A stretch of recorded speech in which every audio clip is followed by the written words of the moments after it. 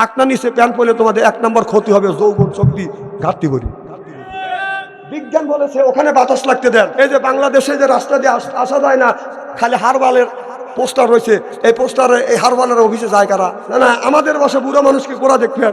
আজকে বাংলাদেশের যুবকেরা বিয়ের আগে ডাক্তারের হাতে যোগাযোগ করে, ওদের যৌবন একবারে নষ্ট করে ফেলাইছে আপনার মোবাইলের ভিতরে। দেখবেন হারবাল দোকানে যা দেখবেন একটা বুড়োও নাই, কে একটা মুরব্বীও নাই, খালি ইয়ং ম্যান।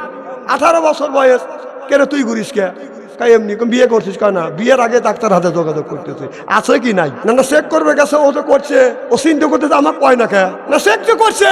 হ্যাঁ, মানুষ জানিয়ে শুনে জাহান্নামের পথে চলে যাচ্ছে। আরে বাবা, আপনি মোবাইল ব্যবহার করেন, যেগুলি খারাপ সেগুলি দেখেন না, সেগুলি দেখেন না। আর খারাপ ছবি, এই এখন ছেলেদের মোবাইলের কাছে গেলি খালি মেয়েদের ছবি, খালি মেয়েদের ছবি, এগুলি কি? আমরাও তো একজন যুবক ছিলাম, না না এখন নাই, বুড়ো হয়েছে নাকি? আরে এই হাত দিয়ে কত মানুষের জানাজার নামাজ পড়াইছি, গোসল করাইছি, মাটি দিছি, চ্যাংড়া মানুষ বুড়ো হয়ে গেছি, আর নাই 200 বছর বেঁচে থাকবে। এই যে হাসি দিয়ে উড়ে দিলেন। আরে ভাই, আগেকার মানুষ 4000 বছর 2000 বছর বেঁচে থাকছে। হ্যাঁ, 200 বছর তো বছরই না। আল্লাহ যদি 200 বছর হায়াত দেয়, আপনাদের অসুবিধা আছে না? অসুবিধা থাকে তাহলে থাকে।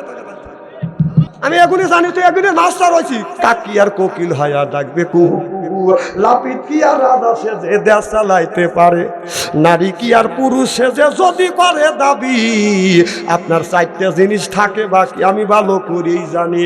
নারী জাতি আপনার পুরুষের পোশাক পরিয়ে যতই পুরুষ বলে দাবি করুক না কেন, 4টা জিনিস বাকি থাকে। একটা জিনিস হলো বুকের পশম, 2 নাম্বার দাড়ি, 3 নাম্বার মোল, 4 নাম্বার নিচে নামবো না বাড়ির শুয়ে শুয়ে ভাবি রে, শুয়ে শুয়ে ভাবি। ভাবি যদি আপনার ওড়না যদি এইরকম করে ঝুলাইয়া বাড়ির মধ্যে দিয়ে যদি বুকের কাপড় চোপড় না রাখে, ওই দেওরের চরিত্র নষ্ট করবার জন্য ওই ভাবি যথেষ্ট। একজন মহিলা তোমার দেওয়ার উপযুক্ত দেওয়ার, তারই কাছে যায় ওড়না পিছনে দিয়ে সামনে দিয়ে ঝুলে রাখবেন, তা না করে এইরকম করে পিছনে দিয়ে ঝুলে রাখতেছে, মানে অন্যায় করবার জন্য ওই ভাবি উৎসর্গ দিচ্ছে। বাড়ির ভিতরে এরকম হচ্ছে, মিয়া বড় হয়ে যাচ্ছে, সেই মেয়েকে এই বোরখা দেন, একটা হেজাব আছে, সুন্দর হেজাব, আপনার দেখতেও ভালো দেখা দেবে, আপনার শরীরটা ঢেকে থাকবে। আর একটা কথা বলবো, মা বোনদের বলি, মা স্বামীর সাথে সুন্দর ব্যবহার করবেন। আপনার স্বামী সলঙ্গা বাজারে গেছে, বাজার করে আসতেছে, মাথায় হলো আধমন চাউল, বাম হাতে হলো সবজি ব্যাগ, ডাইন হাতে আছে হলো মাছ। আপনার স্বামী বাড়িতে প্রবেশ করবে, আপনি রান্না বাড়া করতেছেন, আপনার স্বামী যখন বাড়িতে আসবে সব কাজ আপনার জন্য নিষিদ্ধ। দৌড়া যা স্বামীর পাশে যা দাঁড়ায় 2 হাতের ব্যাগটা নেন, বস্তাটা নামা দেন, নামা দিয়ে স্বামী যে গামে গেছে আঁচল দিয়ে গামটা মুছে দিয়ে দাড়ি ধরে চুমো দেন, সগিরে গুনাহ আল্লাহ মাফ করে দিবে। সুবহানাল্লাহ জোরে কর। আর মা বোনেরা সাহস আগে থাকে, ও মলি আমি আরেকটা যাবো না, আমি করি অসুবিধা নেই, আপনি পলিটিক্যাল মাইন্ড করি না। না না, আমি মা বোনদের বলি, মা আপনারা মায়ের জাতি, মা বোনদের বলবো, মা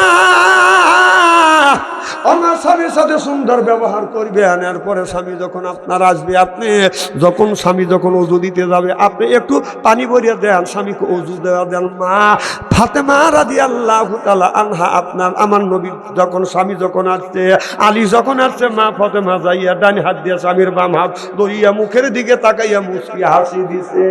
আল্লাহ হযরত আলী বললেন, বিবি রে, আমি যখন বাসা তুমি হাত দিয়ে আমাকে ধরিয়া মুখের দিকে তাকাইয়া মুচকি হাসি দিয়েছো, বিবি রে, 2 দিন ধরে অনাহারে আমার সব ক্ষুধা দূর হয়ে গেছে। স্বামী আপনি বসুন। ফাতেমা স্বামীকে বাজানে তুলের উপর বসাইয়া হযরত ফাতেমা 1 বদনা পানি নিয়ে আলীর হাতে ঢালিয়ে দিচ্ছে। আলী এইরকম করে আপনার ওযু দিচ্ছে, এরকম করে ওযু দিচ্ছে। মা ফাতেমা বদনা লাল দিয়ে পানি ঢেলে দিচ্ছে, আলী কুলি করছে, নাকে পানি নিচ্ছে, মুখ মন্ডল ধুতো করছে, কেনে পর্যন্ত ধুতো করছে। মসবা করবার পরে ফাতেমা বলো স্বামী আপনার কুলের উপরে দেন। মা হযরত আলী পাটা কুলের উপরে দিলে হযরত ফাতেমা এক হাত দিয়ে স্বামীর পা ধরছে, আর এক হাত দিয়ে বাদাম পানি ঢেলে সুন্নত তরিকে ওযু দেওয়ার পরে মা ফাতেমা শাড়ির আঁচল দিয়া স্বামীর মুখটা মুছা দিছে, হাতের পানি মুছে দিছে, মুখের পানি মুছে দিয়ে দাড়ি ধরে চুমো দিছে। না না না, আমাদের বিবি যে আমাদের দাড়ি ধরে চুমো দিবে সেই জিনিসটা থাকা লাগবে না আমাদের, হ্যাঁ?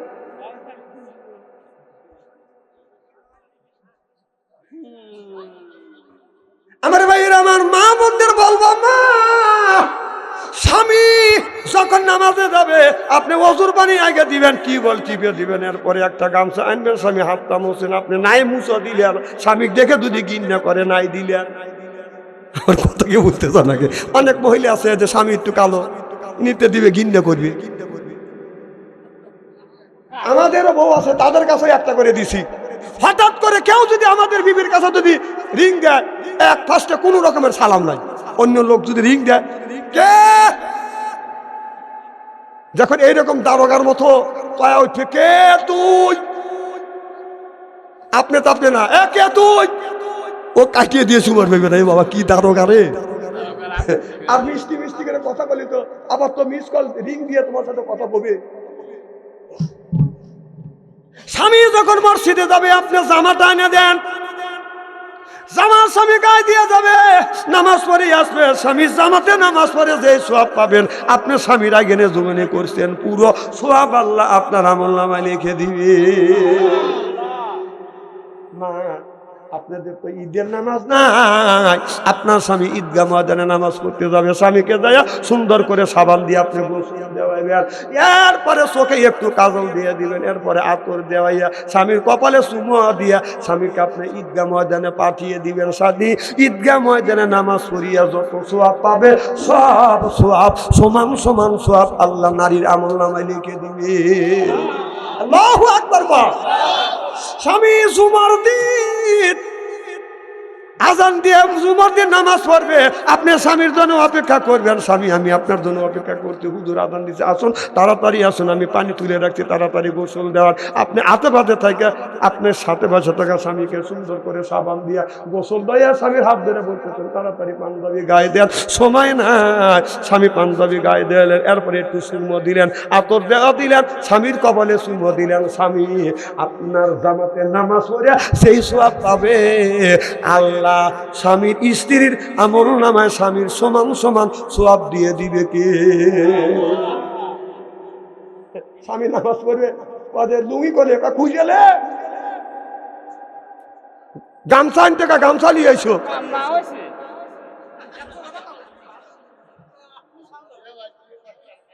মার হবার চলে। একজন আমার করেছে হুজুর লাইফ বয় সাবান দিয়ে গোসলটাকে জায়েজ আছে, কম সাবান কি করে বসে না খায়, কান্না হুজুর গছে, কম কোথায় গসে কয় গায়, কম গসে কি করে কয় পানি দেয়, কম ফতুয়া তুই দিগা হুজুর তাহলে তো জায়েজই আছে। হুজুর কারে ঠকাবের লেগে এত চেষ্টা করে মানে আচ্ছা ফতুয়া দিতে লাইফ বয় সাবান দিয়ে গোসল দেওয়া জায়েজ না, না জায়েজ, যে দুইয়ে ফালালি তো সব জায়েজই হয়, কয় না কম তুই অজু করিস গোসল দিস, গোসলে ফরজ কয়টা, কয় 3টে, কম কি কি, কয় লুঙ্গি সাবান আর গামছা। এই তো বাংলাদেশি মানুষ। আমার ভাইয়ের আমার মা বোনদের বলবো, মা আপনাদের সওয়াব খুব সহজ, মা খুবই সহজ, স্বামীর সাথে সুন্দর ব্যবহার করবেন, আর পুরুষ দ্বারা আসান সবসময় আপনি বিবির সাথে আপনার খিটখিটে ব্যবহার করবেন না। আপনার বিবি রান্না করতেছে আপনি দৌড়ে যায় বিবির রান্নায় যা সহযোগিতা করুন, একটু যায় তরকারি খাইতে আপনি একটু সহযোগিতা করুন। আপনার বিবিকে বলে বিবিরে তুমি রান্না করো, আমি টিউবওয়েল থেকে 1 জগ পানি নিয়ে আসি, আপনি পানিটা এগিয়ে দেন, বলে বিবি রে তুমি থালাটা পরিষ্কার করো, ধুতো করে নিয়ে আসো, থালা বাসন তুমি পরিষ্কার করে মাজো, আমি একটু তরকারিটা রান্না করি, আপনি যায়া বিবির সাথে রান্নায় সহযোগিতা করবেন। আমরা আমার বিবিকে রান্না সহযোগিতা করি, বিবিকে এমনি চুমো দেয় নাকি আমাদের?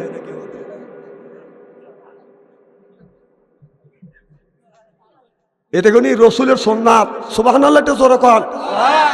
হাদিসের বাইরে বাচ্চা আনসারি কথা কয় না, কিন্তু বর্তমান মিলে দিই। আমার নবী কয় মা আয়েশা রাদিয়াল্লাহু তাআলা বললেন, আমি যদি রান্না যদি দেরি হয়তো আমার নবী এসে আমাকে গালি দিত না, এসে বলল আয়েশা রান্না হয়েছে কেন? হুজুর হয় নাই। আমার নবী বলে আয়েশা তুমি অমুক কাজ করো, আমি এই কাজ করে তোমাকে একটু সহযোগিতা করি। সুবহানাল্লাহ একটু কর। আর বিবি রান্না করছে, ডাউলি একটু লবণ কম হয়েছে, লাঠি হাতে নিয়ে ভোগ দেওয়া চাচা চৌধুর বাড়ি পর্যন্ত নিয়ে গেছে। রান্না করতে একদিন রান্না খারাপ হইতেই পারে, কতক্ষণ লবণ একটু কম হয়েছে, লাঠি দিয়ে তাও চাচা চৌধুর বাড়ি নিয়ে গেছে। তুই একদিন রান্না করে ও খালি বিবি রান্না করে দেখ কত করে খা, রান্না করে তো দেহ নাই কে ঠেলা কিরকম।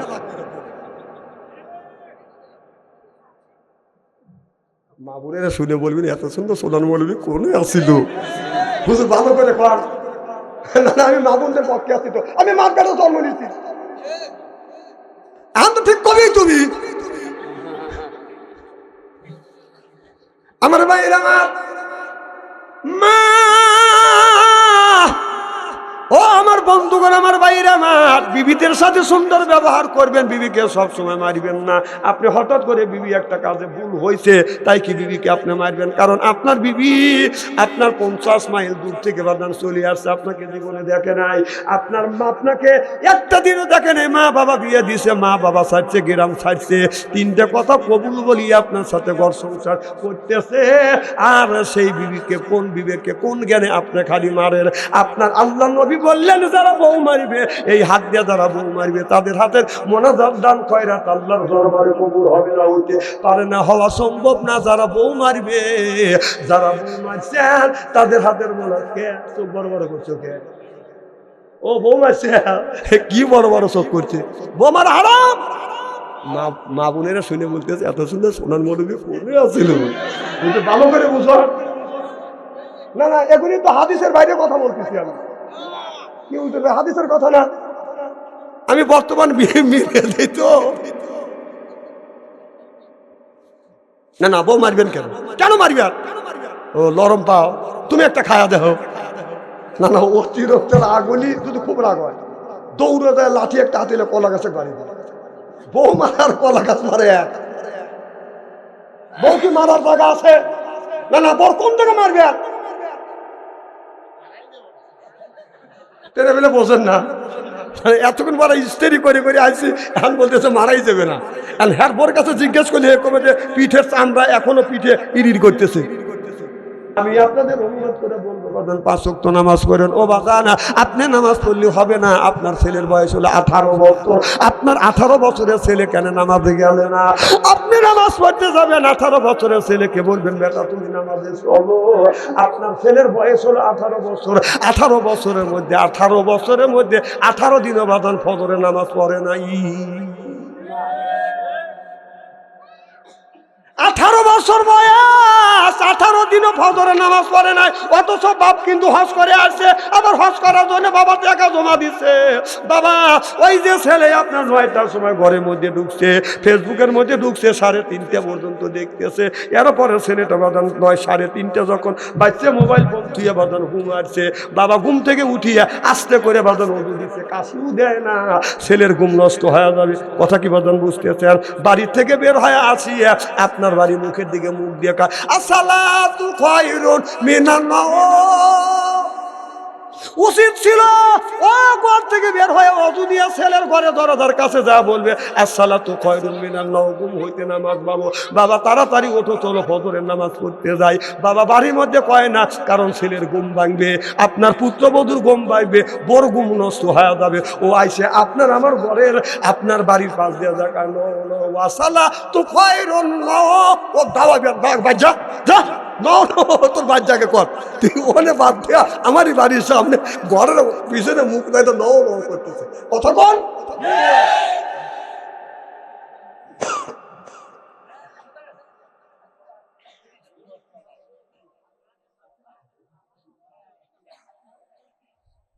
বাবা। নিজে রসুল বলছে ইয়ে আইয়ুহাল্লাযিনা আমানু কু, আল্লাহ বলছে ইয়ে আইয়ুহাল্লাযিনা আমানু কু আনফুসাকুম ওয়া আহলিকুম নারা, নিজে বাঁচো তোমার আহেল পরিবারকে বাঁচাও। কথা কার? আল্লাহ।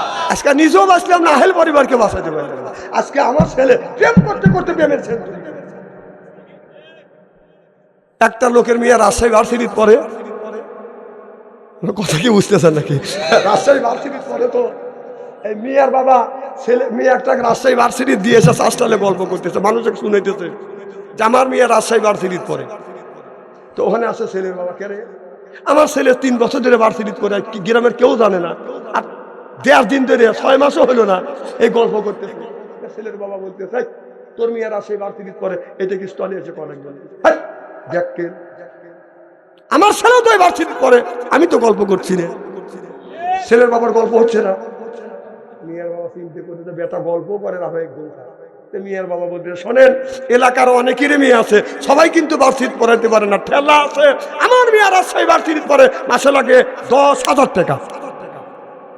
ছেলের বাবা বলতেছে তোর মেয়ে রাজশাহী ভার্সিটি পড়ে, মাসে লাগে 10,000 টাকা, এই গল্প কি স্টলে আছে করা লাগবে নাকি? আমার ছেলে ওই ভার্সিটি পড়ে, মাসে লাগে 20,000 টাকা, আমি তো গল্প করি না। ছেলের বাবার গল্প হচ্ছে না। বিয়ার বাবা রেগে গেছে, কি বেটা গল্প করে আমাকে ধমকায়। তোর মিয়া তোর ছেলে যে ক্লাসে যে ভার্সিটি, আমার মিয়াও সেই ক্লাসে সেই ভার্সিটি, তো আমার মিয়ার লাগে মাসে 10,000 টাকা, আর তোমার ছেলের মাসে 20,000 টাকা লাগে, কারণ কি? গাল গপ্পর জায়গা পাও না। ছেলের বাবা বলতেছে তোর মিয়ার মাসে 10,000 টাকা লাগে, আর আমার ছেলের মাসে 20,000 টাকা লাগে, কারণ হলে তোর মিয়া মিস কল দেয়, আমার ছেলের ঠিক কবে ভালো কথা কদি তো শুনতে, আলমের দিকে চা থাকলে তো চোখ লাগবে, সেদিকারের দিকে তাকাতাম কথা চিনি না। আমি রাস্তা দিয়ে আসতেছি, দেখলাম ওরা বসে রয়েছে, মোবাইল নিয়ে এইরকম করে রয়েছে, সাঙাল ধরে।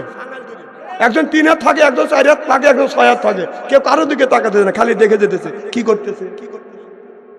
না না, এরকম করে কি করতেছে টাচ মোবাইল দিয়ে, ও ধ্যানে বসে, তাই না? না না, ধ্যানে বসে, মানে বাপ দাদা 14 গোষ্ঠী মারা গেছে, কবরের মধ্যে ফেরেশতা কিরকম করে ভূত হইতেছে সেটা দেখতেছে। না না, মা বাবা দাদা দাদি মারা গেছে, তাদের গুতনি খাওয়ার জন্য উঠে পড়ে লাগছিল। কতক্ষণ উচিত কথা করলি বাচ্চা অন্তরে ভালো না, তাই বাচ্চা অন্তরে আনেন না, আনেন না। না না না, আসলি 100 লঙ্কা থালা ওয়াজ না করলে আমার কি হবে? না না, এখানে জীবনে আসি নেই, আমার কি চলে নাই, শত শত জালটা ফেরত দিছি।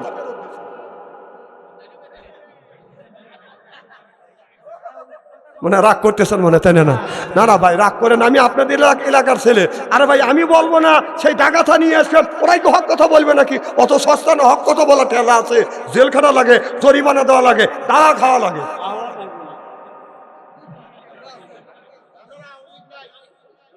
না না, আমি কি সেই কথা বলতেছি, আমি লীগের মধ্যে ভালো লোক আছে, এরা খুব খেলা দেখা গেছে। কি উঠে এ বাবা, স্টেজের খেলা হবে, খেলা হবে পয়সা কিনা বাবা। বাংলাদেশের মানুষ কয়দিন 16 বছর খেলা হবে শুনছে, আর খেলবেন লেগে পাবলিক কেবলই দাঁড়াইছে, চা দেখা যায় পেলে আর নাই। কিরে এত পেলো আর গেল কোনে, খালি খেলার লেগে ডাকছে যে খেলা হবে। আচ্ছা খেলা হবে, তোর জামাত আর বিএনপি খেলা হবে, কতক্ষণ? সেই আবার তাহাজ্জুদ নামাজ পড়ছে 70 রাকাত, যে 70 রাকাত তাহাজ্জুদ নামাজ আল্লাহ নবীও পড়ে নাকি, কতক্ষণ?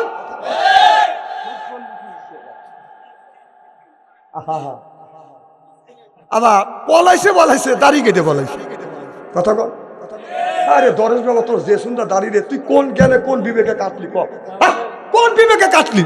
এই দেখেন, বাংলাদেশের মধ্যে জামাত আর বিএনপির উপরে যেরকম নির্যাতন করছে, তার চাইতে বেশি নির্যাতন করছে বাংলাদেশে আলেম ওলামার উপরে, কতক্ষণ? আচ্ছা, আপনারা দেখছেন যে আমাদের উপরে এত অত্যাচার জুলুম করছে, কোনোদিন কি দেখছেন কোন মৌলানা দাড়ি কেটে বলাইছে? আবার দরবেশ বাবাকে, আর দরবেশ বাবা নাই। আপনারা গ্রামে দরবেশ বাবুগুলি নাই, যেগুলি বড় বড় নেতা সেগুলি কি গ্রামে আছে নাকি? 2 গুলি ওই চেলা চামচা আছে, ওইগুলি আছে।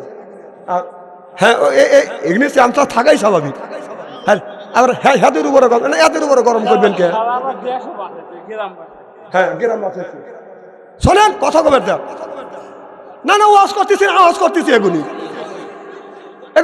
কি বলতেছি?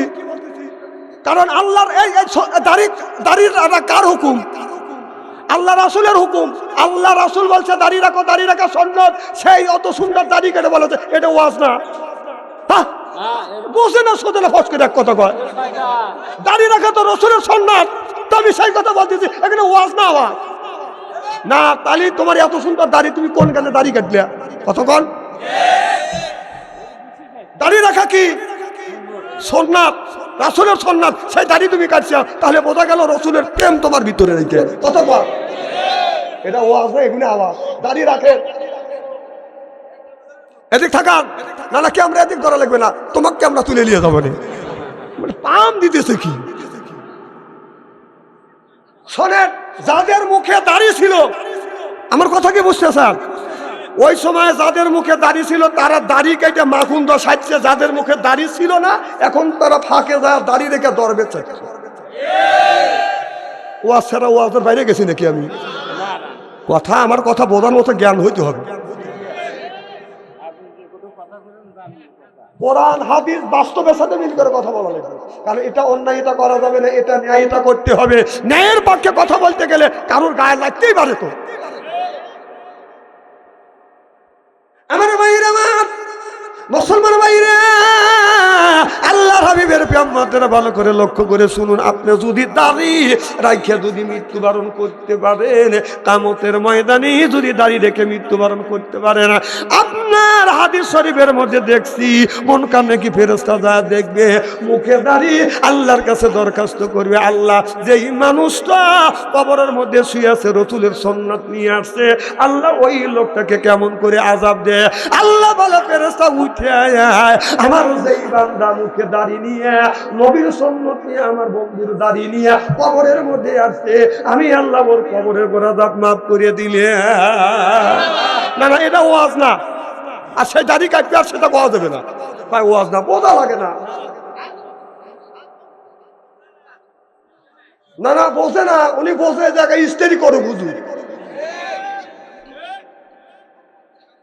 অনেক লোক আছে দাড়ি রাখে না, লোকটা যখন মারা যায় ওই লোকটাকে 3টা কাপড় দিয়ে চকলেটের মতো বাদন মোছাইয়া, এরপরে যে লোকটার মুখে দাঁড়িয়ে আছে, ভাইজানের মুখে দাঁড়িয়ে আছে, ভাইজান আমি যদি মারা যাই আপনার 3টা কাফনের কাপড়, যে লোকের মুখে দাঁড়িয়ে নাই তারও 3টা কাফনের কাপড়। কথা কি বুঝতেছে না? আপনার আমার জানাজার সময় বাদান 4 তাকবীরে জানাজা, 4 তাকবীরে জানাজার নামাজ পড়াইবে, দাড়ি নাই তারও 4 তাকবীরে জানাজার নামাজ পড়াইয়া আমাকে যে তরিকায় বাদান কবর দিবে, কবরস্থ করবে। যার দাড়ি নাই তাকে একই তরিকায় বাদান কবর দিবে।